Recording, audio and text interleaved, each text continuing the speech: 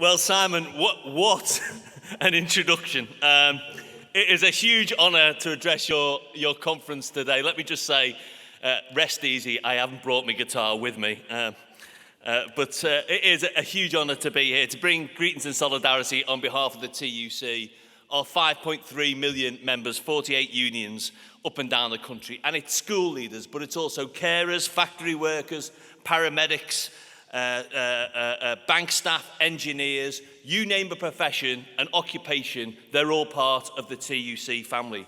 Millions of working people, all different occupations, different professions, different unions, but united by a shared set of values and a shared goal, which is to stand up and win for working people. So I want to start with a few words of thanks to Simon, not only for his fantastic introduction, but for the job that he's done since he became your president in September. And to Paul Whiteman for his brilliant leadership in the NHT, yes, but also right across the wider trade union movement. I've known Paul for, I think the thick end, Paul, of a quarter of a century. We both started in the trade union movement with a full head of hair. We both learned part of our trade in BIFU, the Bank Workers Union, which is now part of Unite. But Paul is someone I regard as a friend, a colleague, a trade unionist to his absolute fingertips, and he is an incredibly effective advocate, not only for school leaders, but on the TUC's General Council as well. So Paul, thank you for everything you do for our movement.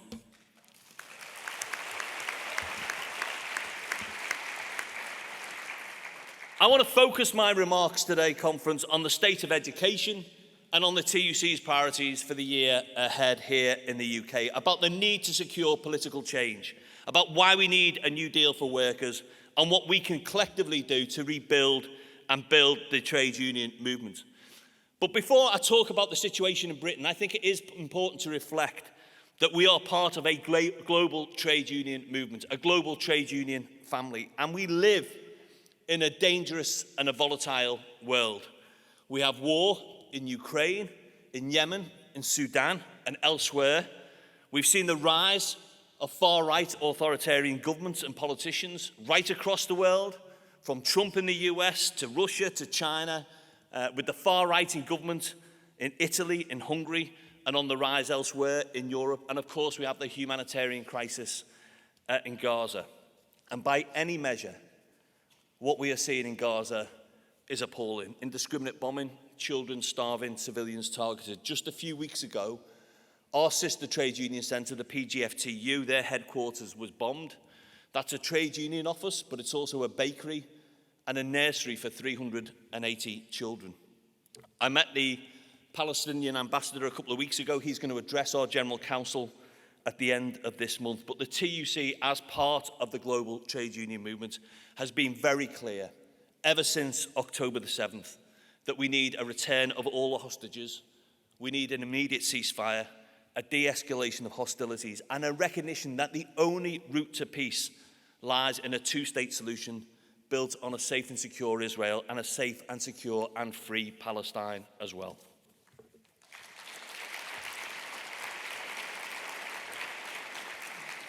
Conference, I've thanked your President, I've thanked the General Secretary. I also want to thank every NAHT activist and member in this hall and beyond for the work that you do, campaigning for free school meals so that no child is left behind, for proper post-COVID funding, and for urgent investments in special educational needs, something I know was brought to our Congress last year by you rightly as a priority.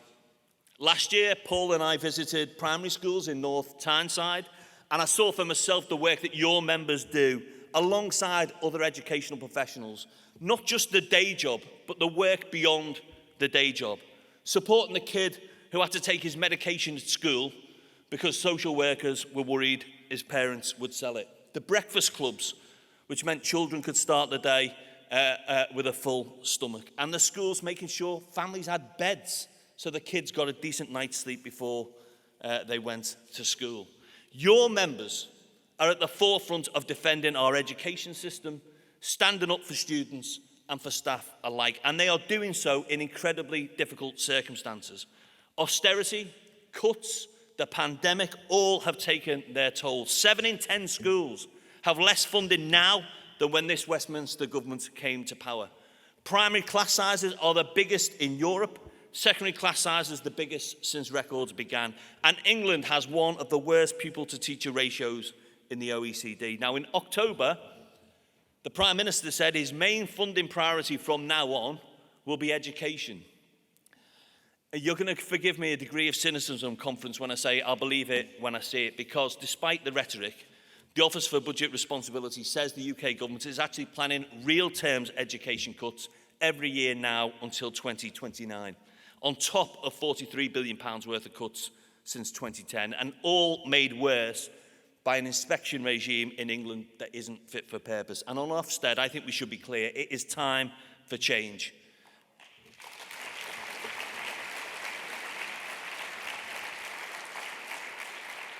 As your Rethinking School Inspection report makes clear, as the tragic Ruth Perry inquest verdict makes clear, we can't go on like this. So let's start by getting rid of the single-word judgments that put so much pressure on school leaders and teachers.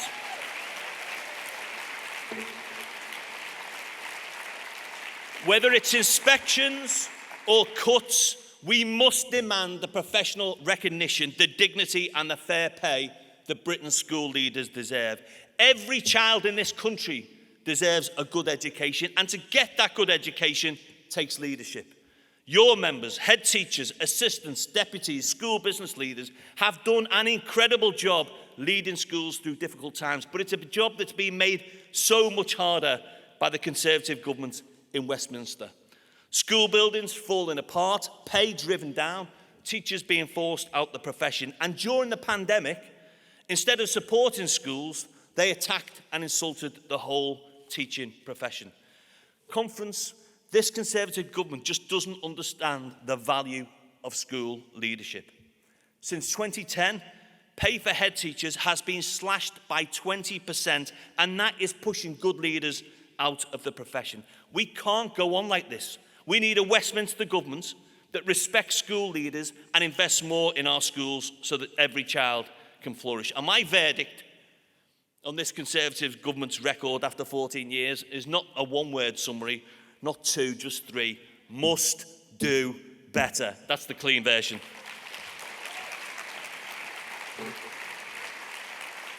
I just want to say a few words about the TUC's key priorities for the year ahead, about the need to secure political change in Westminster, why we need a new deal for workers, and what we can do to rebuild our movement. Now, 2023 was a momentous year for this union. It was a momentous year for the whole of the trade union movement. We had a cost of living crisis that hammered families. We had public services on the brink of collapse and a Tory government that attacked our right to strike. But in the face of that, our movement showed its worth and our movement stood up and fought back. Hundreds of thousands of workers stood together, campaigned, voted for and took industrial action together, and crucially, they won together. And you should be proud of the vital role your union played in that pushback. In the public sector, from health to the civil service, and yes, in education, union after union won improved deals because of what your members did. And across the private sector, we won scores of industrial victories. So 2023 was a big year. This year is going to be even more momentous because a general election is coming now. We don't know exactly when it's coming. We do know this. As polling day gets closer, I think this government will be deploying every trick in the book to detract from their own failures. And that will mean demonising migrants and asylum seekers. It'll mean attacking trade unions. It'll mean scapegoating benefits claimants, targeting trans men and women. In the face of that division, I think our movement has a responsibility to say we stand with all workers and we stand for decency and unity and solidarity for all working people.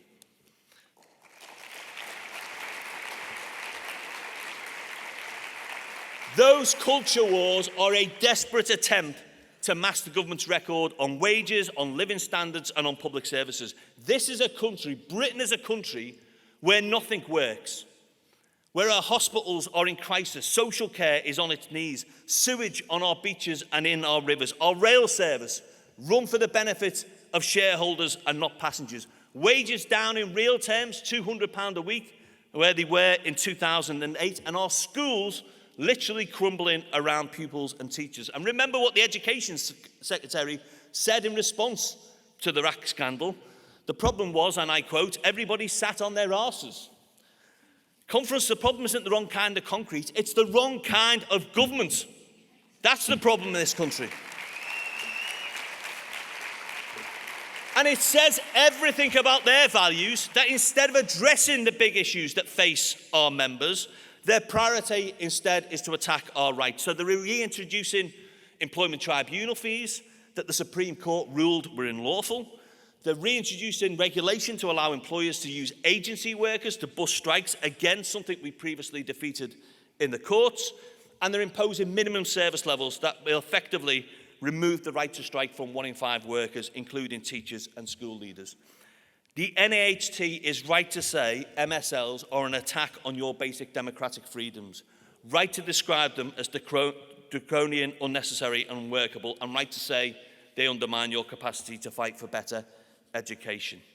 In Wales, the government has made clear that they will not support the use of MSLs, but let me be very clear, as our special Congress was very clear at the end of last year, if any employer is reckless enough or stupid enough to issue a work notice to potentially discipline a worker for exercising their right to strike, we will stand by the side of every worker and every union, because we will defend the right to strike and will defend every single worker who exercises their right to strike in this country. MSLs are a perfect example of why we need political change in this country, and our first priority at the TUC this year is simply this: to vote out the most extreme, most incompetent, most anti-union government in recent history. Now, the TUC, like the NAHT, isn't affiliated to any political party, but I am clear that when the election takes place, we have to be ready to campaign, to make sure that campaign is fought on the issues that matter to our members around wages, rights and services. I don't take anything for granted. You'll have woken up to the local election results today. Labour may be well ahead in the polls, but it will take an historic swing just to get a majority of 1. But the prize, potentially, is very real. A government that will create a new publicly owned energy company run in the interests of the British public, that will bring back those failing railways back where they belong in public ownership, that's promised to deliver the largest wave of public sector insourcing in decades, and above all, a government that will deliver a new deal for working people, the biggest expansion of workers' rights, again, in a generation. So the second priority is not just a change of government, but making sure that Labour government delivers its new deal for workers in full in the first 100 days of a Labour government. Banning 0 hours contracts, banning fire and rehire, day one employment rights, giving unions new rights to access the workplace, new fair pay agreements, and repealing that anti-union legislation, including those minimum service levels.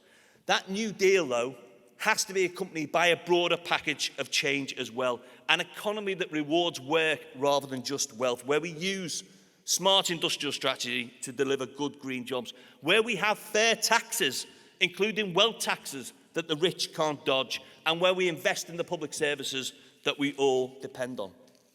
And when it comes to education, we need investment at least the level of the OECD average, at least £4.4 billion to address our school buildings crisis, more staff, smaller class sizes, and an end to ideological dogma and privatisation, because the profit motive should never, must never have a place in our classrooms.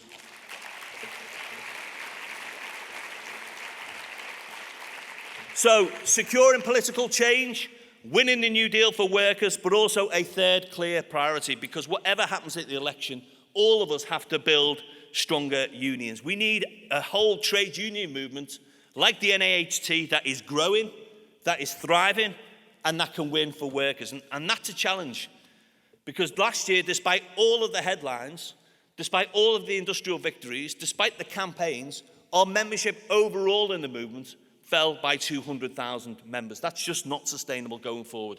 I'm convinced the best way we can grow, the only way we can grow, is by making sure we are a more diverse, more inclusive, more representative movement. So we look and sound and feel like the people that we represent and aspire to represent. That means leading the fight for race equality and against racism. It means standing up and fighting for our disabled and LGBT plus members, and it means tackling the scourge of sexual harassment. And I'll say this, and this is a message to the brothers in the room, not just the sisters. We also have to make sure our entire movement is a zero tolerance environment for sexual harassment as well. Because our values